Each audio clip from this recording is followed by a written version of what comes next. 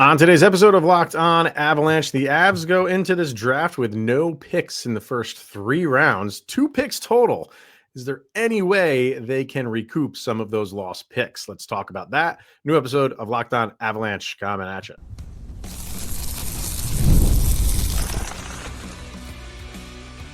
You're Locked On Avalanche, your daily podcast on the Colorado Avalanche. Part of the Locked On Podcast Network. Your team every day. All right, everybody. Welcome to the Locked On Avalanche podcast, part of the Locked On Podcast Network, your team every day. I'm your host, Chris Maselli. With me, as always, Mr. Shaggy Von Doom, Kyle Sullivan. Thank you for tuning in, making this your first listen of the day. Always appreciate it. If you want to get in on the conversation, join our subtext.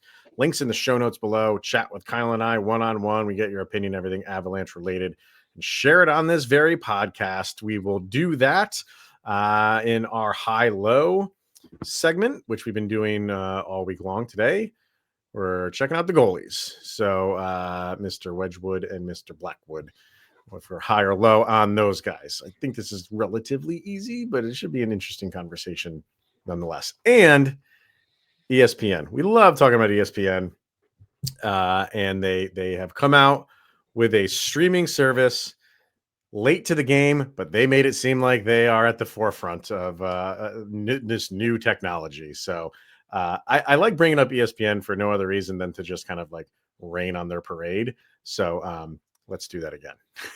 So that's gonna be a little bit later, but it should be an interesting discussion. Oh yeah. Where we're gonna start today, sir, is like I said off the top. The Colorado Avalanche are in desperate need of draft picks for the next 2 years. This year is really bad. You only have one pick in the 4th and 1 pick in the 7th. That's it. And for next year, you don't have anything again in the 1st, 2nd, or 3rd. You have 2 in the 4th, 3 in the 5th, nothing in the 6th, and 3 in the 7th. So we'll talk about all of this, but mainly for this year, going into this year, you gave away a lot of draft capital. You went all in. You know what I mean? Some teams do that sometimes, and when it works and you win a championship, you hit all the right buttons. You played all the right notes. When you don't, now you have nothing to show for it. So the question is, like, how could the Avalanche in some way, and I'm not saying get a pick for each of those rounds you don't have, like, that's an impossible task. It might even be an impossible task to get 1 pick in the 1st, 2nd, or 3rd round back. But is it possible, and is that where they want to go, is to kind of address these lack of draft picks? You know, I would, if things were humming along and the Avalanche were doing as anticipated and expected, I would say probably that would be something you would want to address. But coming off of that press conference where they said, we really like the construction of this team, we'd like to ideally run it back, and this team kind of missed expectations going into the playoffs. Sakic said himself, this team felt magical like in 22. I get it. That's awesome. That's wonderful. This is also a draft that's not extremely deep. It's not. It's more, and I love going, like, diving into the draft. Yeah. It's a weird draft because, yes, there are standout guys. There always is, right? But it's not as top heavy. There are, like you said, there's 2, 3, 4, 5 guys, if you want to say, that could go number 1. And then after that, it's kind of just, you throw it up in the air, and it's really a draft based on need. It's almost going to, I think, resemble an NFL draft where, if a guy, is just sitting there that's just incredibly skilled, but they don't need that, they're not going to go for it. I know that happens in a lot of drafts, but I just feel like this draft in particular is that way. It is a strange draft. I will grant you that. Yeah, and it would be nice to have picks and to refresh the farm system and have a better future. But this, honestly, you mentioned it. They kind of made these moves and traded away these picks to build this team. And it feels like this is a phrase we have used a couple times when it comes to this construction of the team, top to bottom. This all feels like proof of concept for not just Bednar, but CMAC as well. If this is what you want this team to look like, ride with it. It's not like you're calling up the Eagles. You're not promoting from within. So if this is the system in the team, and both constructions, the Eagles and the Avs, if this isn't really working, that's why I feel like the CMAC thing is not 100% confident, like that job is safe and secure, because I feel like the next general manager, if things go south, will be addressing a different approach to the Eagles, a different approach to how the team is constructed and how they go about the draft, because there hasn't been a huge impactful like Nabokov. That's the one shining hope in the system of what the Avalanche have. But other than that, there's nothing. Goulia's there too. I mean, there's a hope for him. Like, but you're saying there's hope for Nabokov, sure, but we don't know. Yeah, we've been burned so many times lately. Like, where's Olausen? Exactly. On him turn things around. Booty. So, and you have there's some third rounder, but I get it. But there's not that next, because we talk about it all the time. Like, it was the New Hook thing. It was Cale Makar before that, but it was like, wait till New Hook joins the team. Wait till it was that little glimmer with Ben Myers. Like, wait till Myers joins the team. Like, you don't have that wait till guy. Like, Riley Tufte is not even around. So it wasn't even your draft pick. No, and that was like the next new, fresh, exciting name that was making noise with the Eagles. So I feel like it's going to be, honestly, they feel like this was the team to run it back. They're going to try and put it back together. If it doesn't work, I feel like it's not just what do we need to do to this team? It's what do we need to do to this organization, because things aren't working. So I think what the Avs will do, I mean, because you have to do both. You have to play for now, and you have to draft, and you have to develop to keep your standing. And you hope that you can develop guys that, that when guys go out, you hope you have guys that can fill in those spots, and you don't lose ground. Like it's very difficult to do that in this sport, but it's also very difficult once you're on the bottom to pull yourself out of that.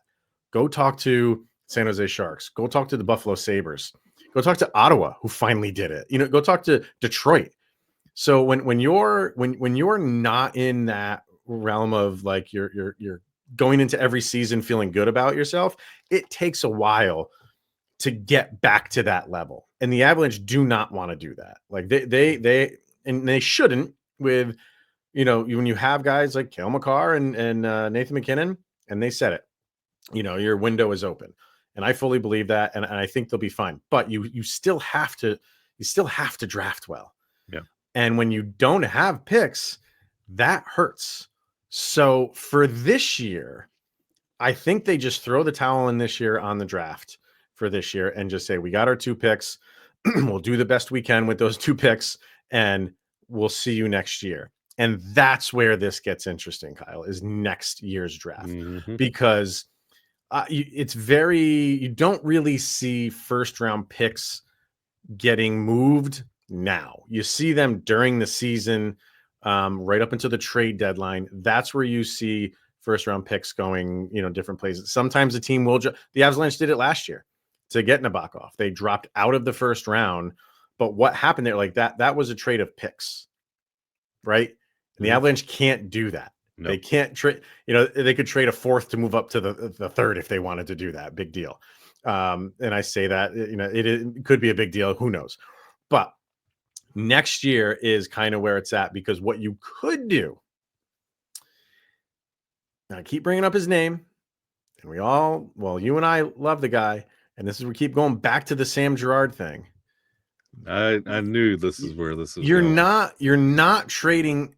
If you do trade someone like Sam Girard or Josh Manson or fill in the blank, whoever you're trading to open up cap space, you're not trading for a player in return because you need the cap space. So you are trading for what? For draft picks.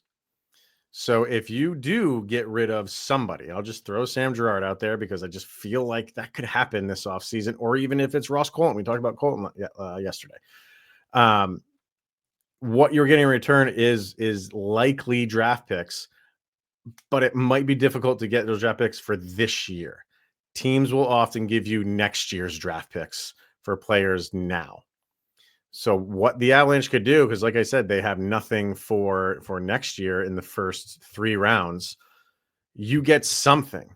You try to get a first round pick. I don't know if you can. I've seen crazier trades where a guy I never thought was worth a first round pick goes for a first round pick. Again, those are in the trade deadline when teams are a little bit desperate and give up a little bit too much.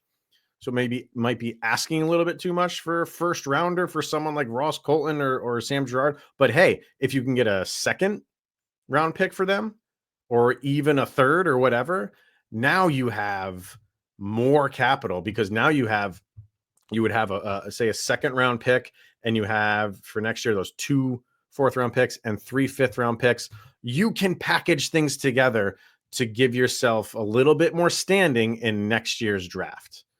I almost want to forget about this year's draft. Like I said, you have your 2 picks, but they could make some moves in this offseason where they look forward to next year's draft and at least make some moves where you could maybe touch the first round, possibly, and at least a second round pick, depending on who you're trading. And if teams are desperate, and they have a team you're trading these guys to, they have a ton of draft capital. Sure, we'll give you a team that maybe has 3 second round picks. I don't know who that is right now. I haven't looked at it. They would have no problem giving you a second round pick for someone like Sam Girard. Sure. And that's how you get back in the game of getting some higher end draft picks. So we'll see if that's the route the Avalanche go. Just say Utah. Everybody knows what you're talking about. Do they probably have a ton, right? Yeah. I mean, you would pick up the phone and start talking to Utah.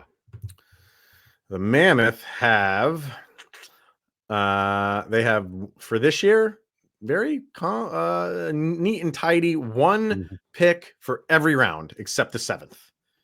Next year, 1 first rounder, 3 second rounders. There you go. But would you trade someone in the division to the Minnesota loves to do it.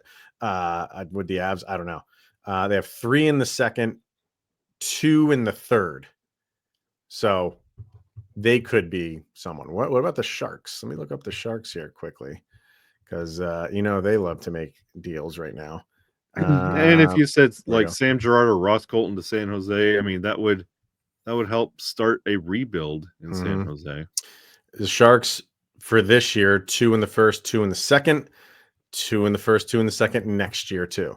So that could be another team where you're like, hey, give us one of those seconds. We'll see. But that's really the way that it goes for the Avs. Yeah. The Avs are very good about trading players to the Sharks and just dumping them there forever. Oh, don't we know that? So I'm kind of excited to see what they can do. But again, I think for this year's draft, just forget about it. And maybe they just kind of put all their efforts and their focus into next year's, because you can't go 2 years in a row not picking in the first 3 rounds. Yeah. You just cannot do that. You can't. And it's not a good look for a general manager whose seat is getting a little hotter as the seasons go by. Yeah. I mean, if he does nothing and if you do have those 2 years where you don't have a pick in the first 3 rounds, and I know those guys are not going to determine the outcome of the Avs for next year or the year after, but you just go back to we're just thin here. Yeah. We're really, really thin. So. And you're getting thinner with the moves that you're making. Like you're not helping yourself out. Yep. So, all right. Let's get our first break in here. When we come back, we'll continue our high or low series with the goaltenders. So we'll do that after this. Let's talk about wonderful pistachios. If you're looking for a snack that is both delicious and nutritious, crack into a good source of protein with wonderful pistachios. It's one of the highest protein nuts available. Each 1 ounce serving has 6 grams of protein, giving you over 10% of your daily value. Plus, they are packed with fiber and better for you unsaturated fats to help keep you feeling fuller for longer. Been saying it every time we talk about wonderful pistachios. Kyle is the shell man. I like the less mess. So give me the no shell. The no shell, and I don't want the dill pickle one either. I make like a puka shell surfer necklace out of myself. You would. I could totally see you wearing that thing. Yeah. So get snacking and get cracking with the snack that packs a protein punch. Visit wonderfulpistachios.com right now to learn more. All right, let's continue our high or low series all week long. We're taking two guys and just kind of looking forward to next year. And if we're high on the season that we think they could have, or are we a little bit low on what could be maybe a difficult year for said player. So this is day 3 of doing this. And today we're focused on the Lumberyard with Mackenzie Blackwood and Scott Wedgwood. So where do you want to start? The starter or the backup? Let's go starter, because I think there's some interesting conversations with both. All right. Well, Mackenzie Blackwood, it's been well documented. Traded for him in December. Got off to a monster start when he came over.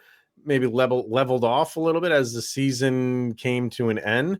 But I thought had a good playoff. Not a great playoff, but a good playoff. And you even heard it from Joe Sakic and Chris McFarland in their post-game press conference saying, it's nice to not have to worry about the goaltending for next year. Obviously, he signed his 5-year extension, kicks in next year. Wedgwood has 1 more year left. So this is your tandem next year. You got to feel pretty good about it, but focused on Mackenzie Blackwood, high or low on him? Mackenzie Blackwood. And you know what?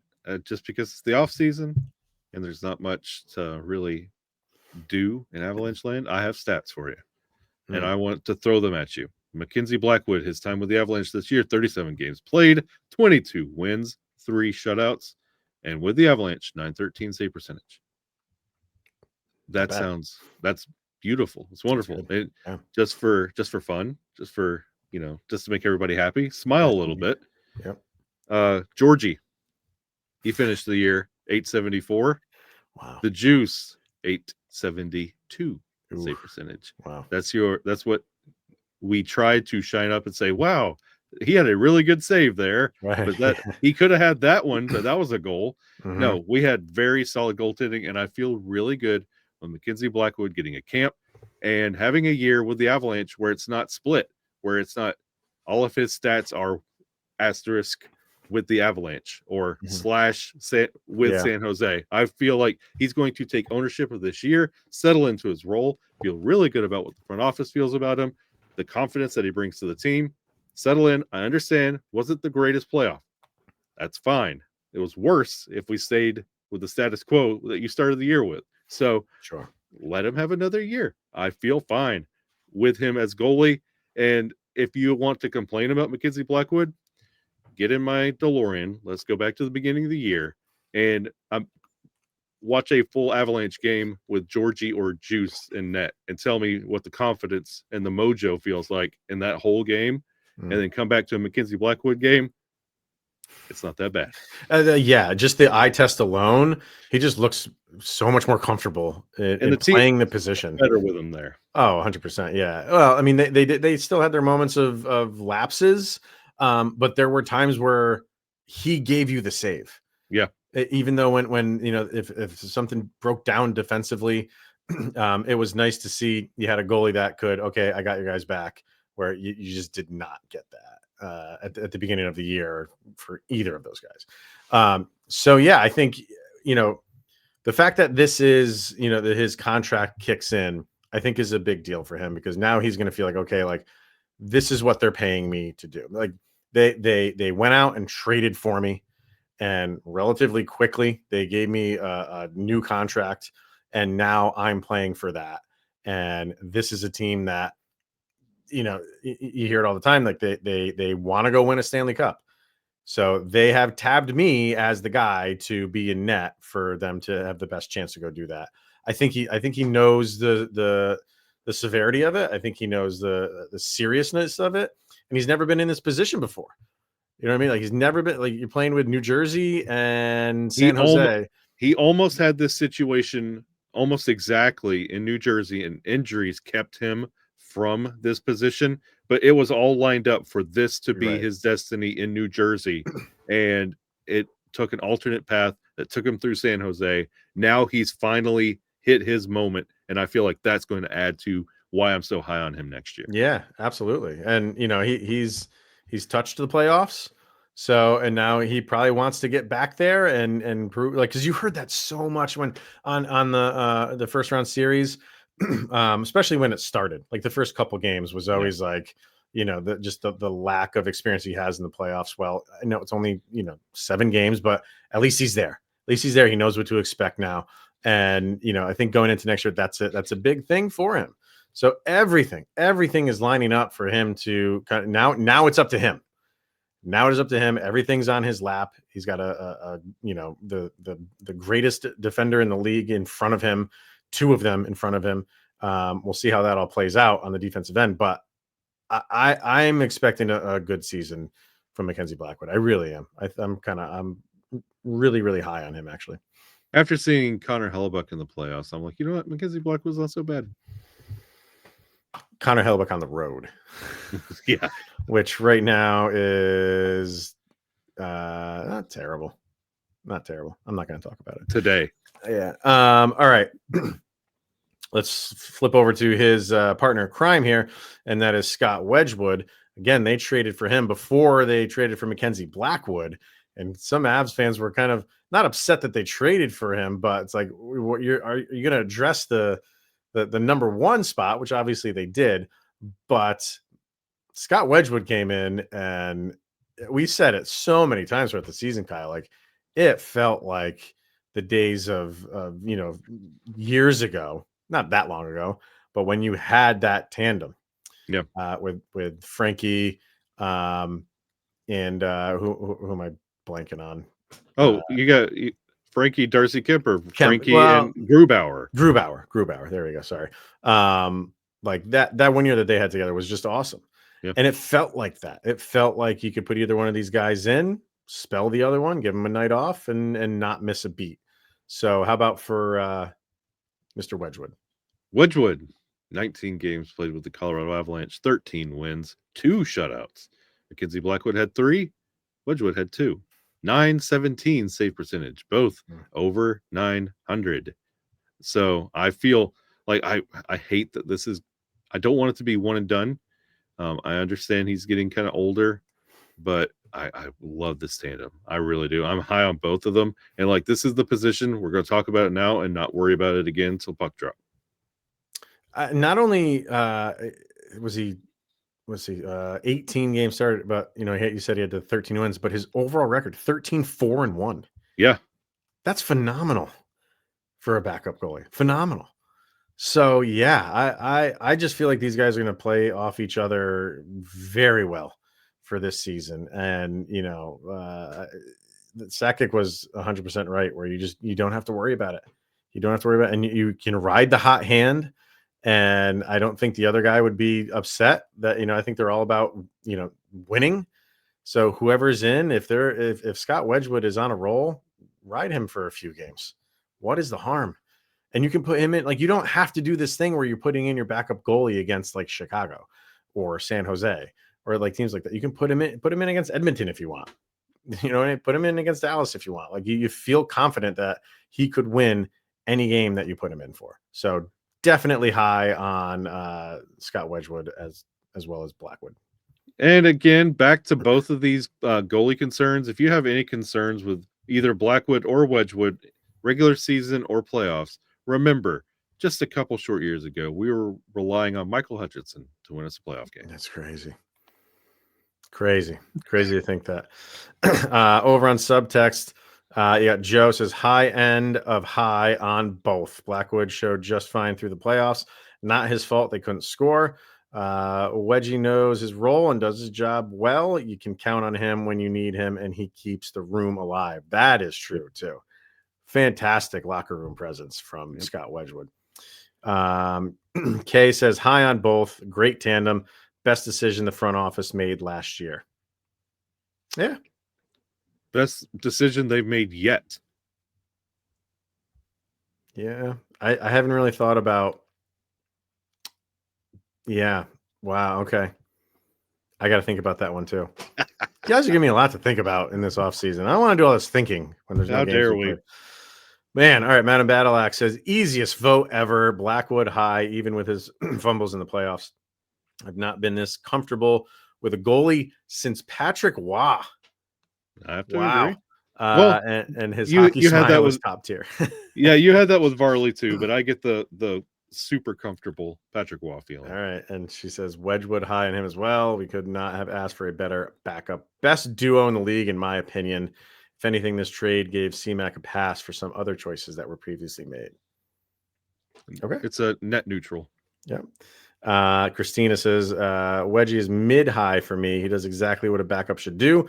He also seems like a solid locker room guy. Blackwood is on the lower end of high for me. Still think that he has tons of potential, and I can't wait to see what he can do for a full season with this team. He also isn't afraid to take responsibility when he knows he messed up, and has high expectations for himself. Seems like another great locker room guy too. The Val and Blackwood hugs at the end of wins are the best. Yeah, they've gotten to be, seems like a little bit close, which is weird because the Chuskin doesn't seem like he lets many people in. That's true. But he's got a soft spot for Mackenzie Blackwood, apparently. So. Again, to anybody who's still doubting, this team had Georgie. It's okay, guys. Just remember. Enjoy this. Yeah. Yep. So, all right. Yeah. So I think it's the first one where both are relatively high for almost everybody. I wish we got a Vargar comment in there because he's not the biggest Blackwood fan, but I was wondering what he thought on it. So it's okay. He'll message me. It's okay. It's okay. Message me on the side. Yeah. All right. Let's get our last break in here. We come back. ESPN goes streaming. Well, let's do that again. All right, so let's wrap this thing up with this announcement from ESPN. It's weird because they made the announcement, but they didn't announce when it's going to be released. I think they said like in the fall, which would be like fine, but you know everything at ESPN revolves around football. Mm-hmm. So if this thing does not come out before the NFL season starts, I think that's a fail. But on the other end, you get it anyway. Like, so what this is ESPN is just taking what you get on cable. They're channels that you get on cable and putting them in an app called ESPN. It's not ESPN Plus. It's not ESPN Go. It's not PN whatever. It's just called ESPN. And they think that that's genius. I think that's going to be confusing for people because which one are you getting? But whatever, it's fine. That's what it is. It is their cable channels, ESPN, ESPN2, the Ocho, when that is a thing, ESPN News, ESPNU, the SEC stuff, everything on a streaming app for $30 a month. They are doing a bundle, which is not a bad bundle. You get a year of this, and they're basically throwing in Disney Plus and Hulu. So you get all three of those for $30. That's not a bad deal. But they are going hard on thinking that there's a lot of people out there that just want sports in their cable. And there probably is people that want that. But my question is like, is it enough to sustain? I don't know. I'm really curious to see how this goes for ESPN because I think they're buying too much into people caring about their talent yelling at one another because that's all ESPN is just talking heads yelling at people. And then at night they'll play games. They'll show you a baseball game or a basketball game or a hockey game maybe. And that's where I think people want to tune in the most. I think they're riding high on people really caring about their programming. Do people really want that? Well, I'm all right, Boomer. I'm gonna have to break it to you. All right. I deal in my day job with the next generation of television viewers, do you know a vast majority of who I talk to on a day-to-day basis do not have cable or anything other than they basically watch YouTube and that's Yeah. it. Mhm. ESPN Plus, as it is right now, is basically it's what they're talking about, but when there is a game on one of those ESPN regular or ESPN2, it asks you to go through your television provider. You have to go through a couple prompts, and it usually navigates you to that provider. This new streaming service is just getting rid of all that. They're saying, okay, we're just going to put it all on this app. That's cool. And if you go $30 with Disney Plus and Hulu, you can get your Hulu's got the live TV and stuff as well. Sure. Honestly, Which is extra though. I mean, live TV if you do that, but go ahead. That's understandable, but this is not a bad package. It's a little like they're acting like it's the best thing since sliced bread. They are. That's the funny part. Yeah. And it's honestly, you're just taking out one wall and making it the app that everybody has been asking for it to be for the last 5 years, which is fine and wonderful. But you need to start working on your product a little bit, because this is coming on the heels of NBC grabbing NBA, and they're going all out. Michael Jordan, Carmelo Anthony, like they are, as you can see, like the NHL on TNT is pomp circumstance. You have Gretzky, you have Biz, for whatever he is, he's still, you gravitate. It's funny, especially how he interacts with King. Like there's a lot of good dynamics. The broadcasts are good, the graphics are good, compelling. And when you watch, especially through the playoffs, when you're watching TNT broadcasts and you watch ESPN, I never in my entire life, like I'm in my 30s, late 30s, I never thought I'd say, oh, an ESPN game. It used to be, oh, it's TNT. You expect that to be the step down. Now it's the other way around. And that's where they need to be addressing their broadcasts. Yeah, I don't think people care where a game is played anymore. Like you don't tune in for the announcers anymore. I'm sorry. Like the Doc Emmerichs of the world are retired. You know, all those guys that when we were growing up in the night, like you looked forward to a game because it was a game, and you know John Madden was calling it. Like that, that's not a thing anymore. I'm sorry, it's not. I don't care where a game is played. I'm going to watch it because I want to watch that game. And it used to be for ESPN too. Chris Berman you tuned in all the time for Chris Berman. Yep. And like the NFL prime time at the end of the day, him and Tom Jackson, like that, they were part of the show. And now it's just flooded and it doesn't matter.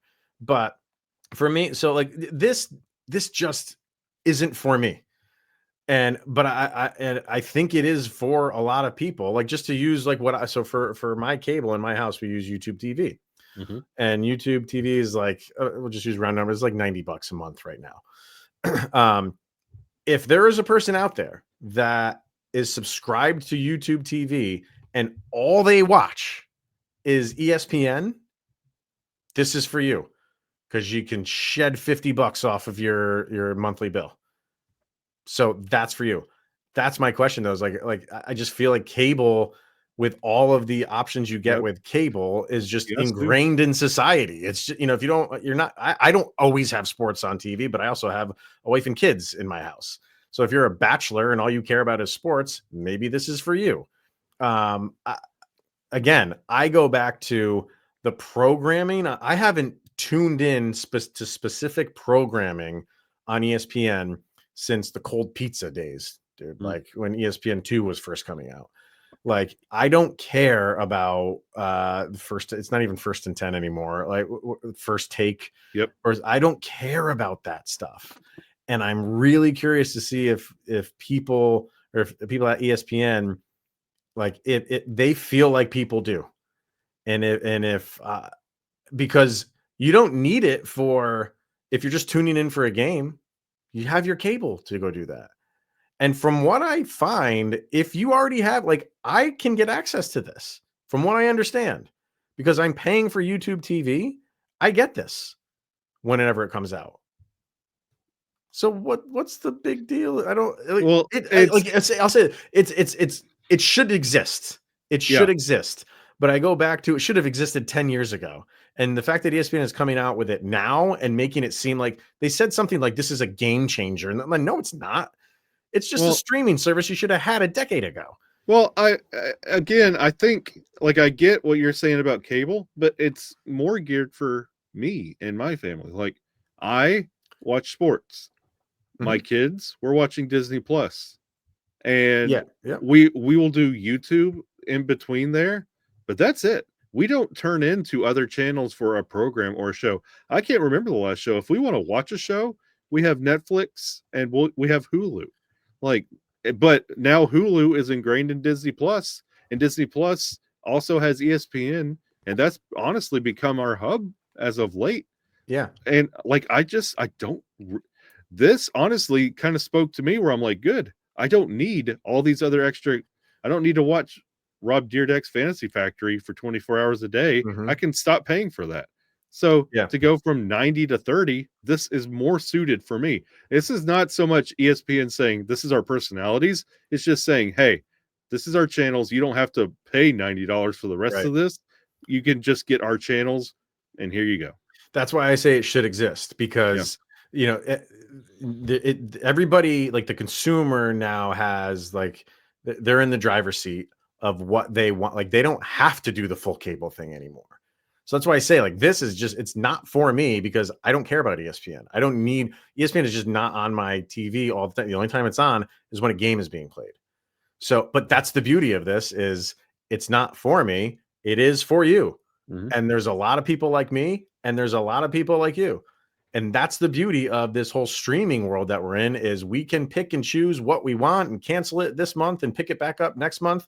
And everybody's happy because they are in control of what they want. So for like, I'm just curious about like the numbers of it. I really am, like in a year from now, like how many people really buy this thing? I'll just be kind of out of the corner of my eye, just seeing like how much of is it gonna, like, it's gonna last, it's gonna survive. It's Disney, like they own everything. But I don't know, man. I think this is about to be the new standard, to be honest with you. I think ESPN every themselves or just no, I think every network is about to start saying, hey, you like our stuff?